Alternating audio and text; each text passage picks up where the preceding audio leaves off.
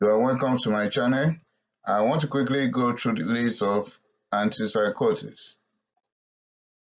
They are also known as neuroleptics, so it depends on the type of book or books you are using. They are grouped into typical or atypical, and also in generations like first generation, second generation, or third generation.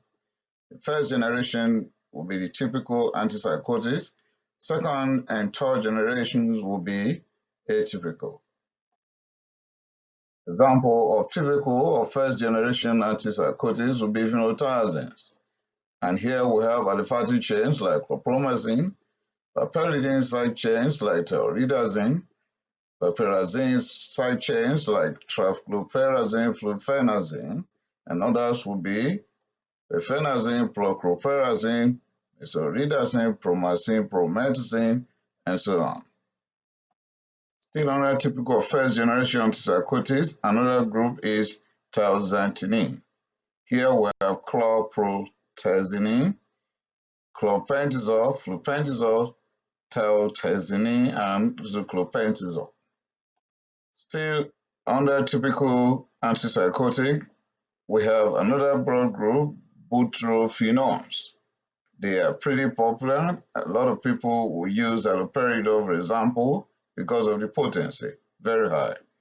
Droperidol and benperidol. Benperidol is the most potent of them all. It is at about 200 times as potent when compared to chlorpromazine, 200 times more potent than chlorpromazine. And still under the typical, we have diphenylbutyripiperidines. Here we have pimozide, very highly potent, chlorpimozide, flusprilene, and fenfluridol. And lastly, under the typical antipsychotics or first generation antipsychotics, we have miscellaneous, lozapine, and molidone. Now, the atypical or second generation antipsychotics, they were manufactured so as to get out of the troubles faced with the typical or first generation antipsychotics, particularly extrapyramidal side effects.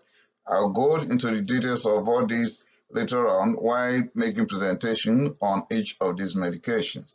So examples here will be clozapine, olanzapine, azenapine, paliperidone, iloperidine, zotapine, lorazepam, cetidol,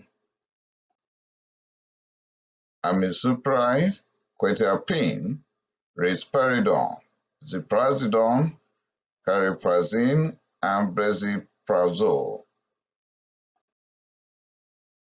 Still on atypical, but this time third generation antipsychotics is aripiprazole. And with that, because I'm not going to go into details of each of them now, you can be checking my channel periodically. I'll be publishing one of these medications after the other. Like the next presentation now will be on risperidone, second generation atypical antipsychotics. Remember to share this very presentation. Remember to subscribe to my channel. I appreciate it.